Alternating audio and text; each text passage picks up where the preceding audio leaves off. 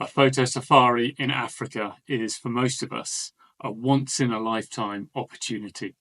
And that opportunity has arisen for me. I want to make the most of every single minute of that trip. So, the kit that I take is really important.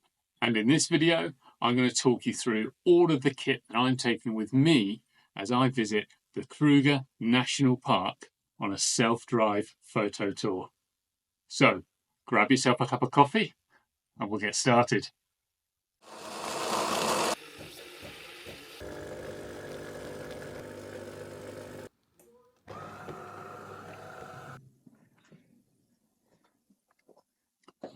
The Kruger National Park is vast. It's 19,500 square miles.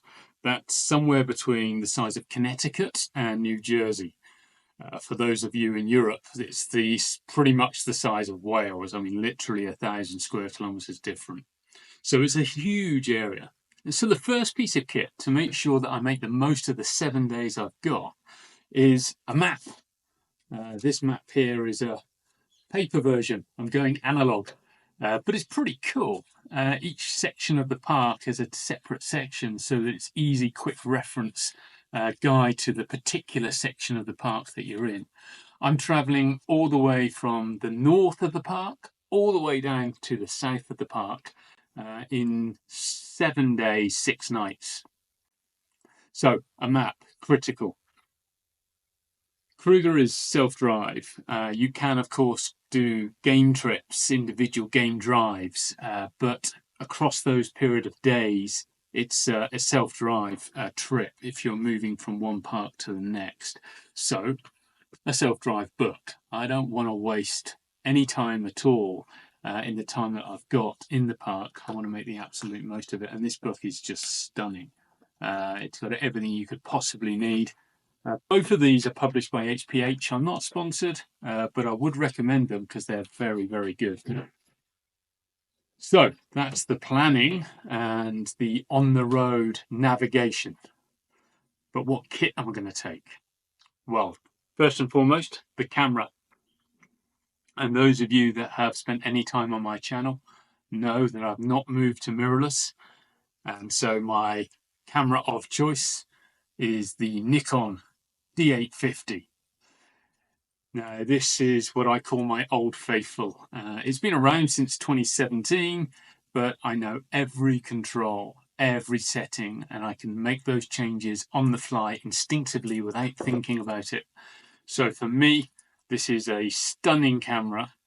The images remain top end, so I've got no reason to change. And that is my camera body number 1 for the Kruger trip.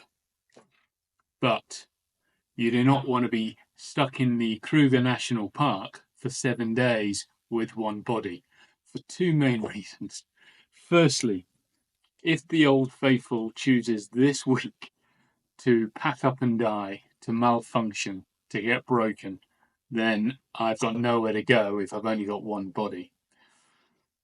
The second reason is, whenever photographing wildlife, you really want to be able to react with speed, react to what's going on around you. That sudden movement on your right, you want to be able to move quickly.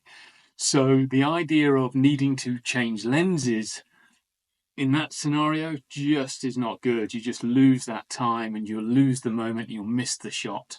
So having at least 2 bodies with you is really important. So my second body is the Nikon D850. Very fortunate, this body was gifted to me by a friend and colleague who is a professional photographer, amongst other things. And this was their first pro body back in the day. So it's got a shutter count that's a little higher than this one, but as a second body, it's fantastic. You'll see it's got the battery grip on as well. And I have a spare one of these for body number 1. That gives me extra frames per second, takes me from about 6 frames per second to 9 frames per second. Also has an extra battery in there, of course, which means I can go for longer. So that's my second body, the second D850. I am taking a third body, which is the camera that's being used to record this video. and is actually mirrorless. It's the Nikon Zf. I don't use it for stills. It's 24 megapixels, so that's fine for still photography. But I'm still relying on these guys. Now, I might try a few shots while I'm in the Kruger, but the main purpose of taking that body is video. I want to be able to get some good footage, both panning and wide shots, but also being able to get in close to the animals wherever I get the opportunity. So they're my three bodies, two D850s, both with battery grips, and the Nikon Zf, which, by the way, I love the styling. If you haven't seen it, I'll put some shots up now, but the Zf is just so retro. It's really cool. I've added a couple of wooden grips to it as well, just for the ergonomics, but it's a beautiful looking camera. And the video is pretty cool too. Also for video, I'll be taking the Osmo Pocket 3, which I've had for a long time, and I like. It's fine for wide angle, of course, but not so good for getting in close. Hence the ZF is coming with me. I'm also going to be taking the DJI Action 5 Pro. I am no expert at all on action cameras. The only one I've had previously is the GoPro. I think it was version 4. It might have even been version 3. What are we on now? 12, 13, 14? I'm not sure. But it's an old GoPro, so I'm no expert on the modern stuff. But I got the DJI Action 5 Pro because I'm kind of invested in the DJI architecture, environment, whatever you want to call it. I've got the Osmo Pocket. I've also got the small drone, the DJI Neo. I've got the mics and the mic minis. So it made sense to go with the DJI action camera as well. So that will be with me primarily for in-car footage when I want to talk to camera, because I will be doing some videos of the trip. So that comes with me as well. Talking of my drone, the Kruger National Park is, as the name suggests, a national park, and therefore there are no drones allowed in the park at all. So any drone footage you see in this video or my subsequent videos when I release that series of videos from the actual trip itself, any drone footage won't be mine. It'll be stock footage that I've found online. I'll try and remember to credit accordingly. But if the license doesn't ask for it, then sometimes I do forget, but not my footage. Okay, moving on. What about lenses? Well, before we get to that, two things. Firstly, I'm taking the Nikon Zf with me, as I said, so I'm also going to take the adapter. I do have one lens, which I'll get to in a moment, for the Z system, for the mirrorless system, but I'll mainly be using my F-mount lenses. So I've got the adapter. And I'll also be taking two teleconverters, the 1.4 and the ×2. That'll give me the extra reach across all of the bodies whenever I need them. So, which lenses am I taking? Well, the first lens was a no-brainer. You'll have to bear with me, it's heavy. This is the Nikkor f4 600mm prime, and it's a stunning lens. It's the old G version, which is heavy, and I'll get to that in just a moment. But the images are just fantastic. It's super sharp, renders the colors beautifully. I just think it's got character to it, and I rely on this lens for most of my wildlife, most of my bird photography. The only downside to it is its weight. It's pretty cumbersome. I mean, you could do training. It's pretty cumbersome. And when you're in the Kruger on a self-drive, then you're going to be spending most of your 8 hours in the day in the car. And maneuvering this around with the body extends the length. With a teleconverter, extends the length again. Maneuvering this around is not easy. But that's the trade-off for the quality of the images that come out of this, which are just stunning. So definitely taking the 600mm prime. One of the things that you really want when on safari or any wildlife or birding scenario, What you really need, if possible, is flexibility. You don't want to be spotting something out of the corner of your eye and having to swap lenses because of the focal length. And imagine if I've got the 1.4 converter on this lens, I'm shooting at a fixed focal length of 840 mils.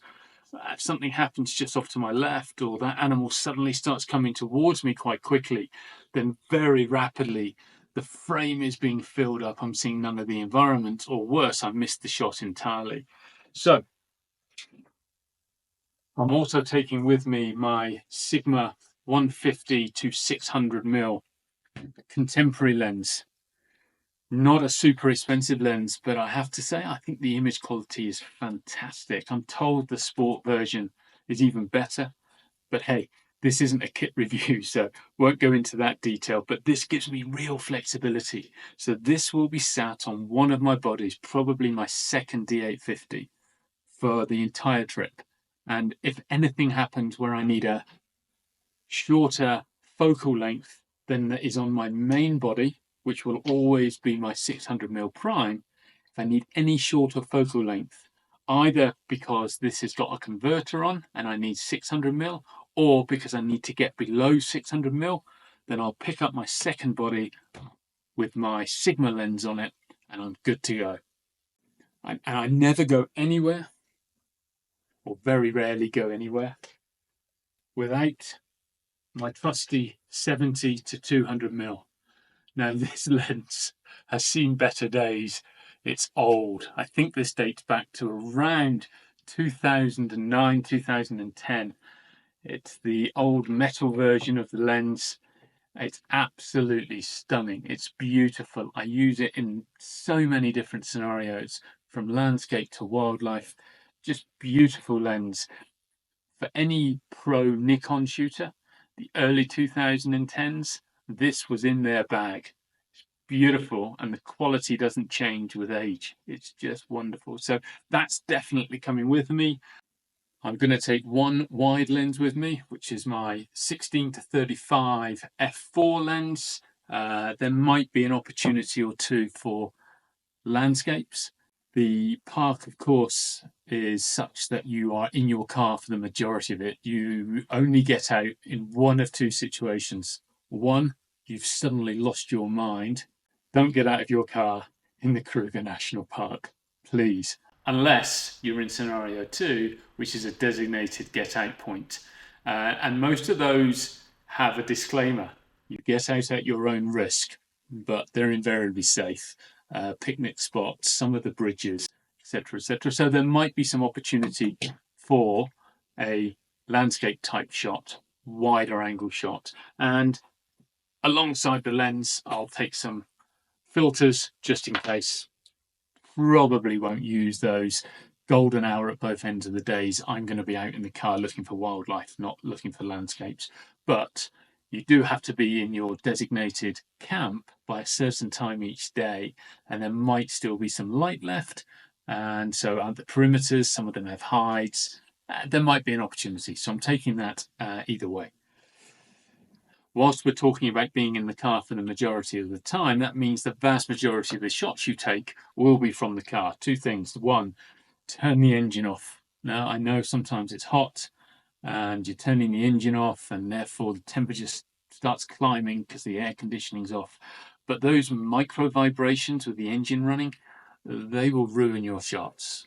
All the sharpening in the world won't make any difference. All the care you take on getting your focus right won't make any difference. Those micro vibrations will ruin your shot. So turn the engine off. And secondly, you'll need one of these. You'll need a beanbag. It just sits over the frame of the door where the window is. Nice and solid, nice and firm. Engine off, a little bit warm, but you'll get the shots that you came there for. Finally, always take binoculars with you. These are a pretty old, cheap set of Nikon binoculars, but they'll do the job for what I need whilst I'm there. On top of that, of course, you'll need all of your normal paraphernalia, lots and lots and lots of memory cards, whatever you think you need, multiply it by 2 just in case, lots and lots of batteries, whatever you think you need, multiplied by 2, battery chargers, portable power packs, all of those normal bits and pieces you take on any photography field trip. But this is my kit. This is what I'm taking. And I am super excited. I will be recording some videos, and I'll be posting those over the following few weeks after I've come back.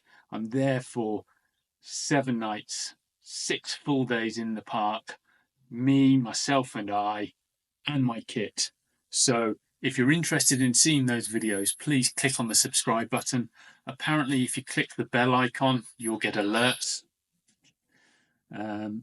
So please do that if that's important to you. More importantly, I'd love to hear your comments. Drop me a line below. I read every single one, and I do my very best to come back to everybody who drops me a comment. I look forward to seeing you again soon. In the meantime, please take care. Bye-bye.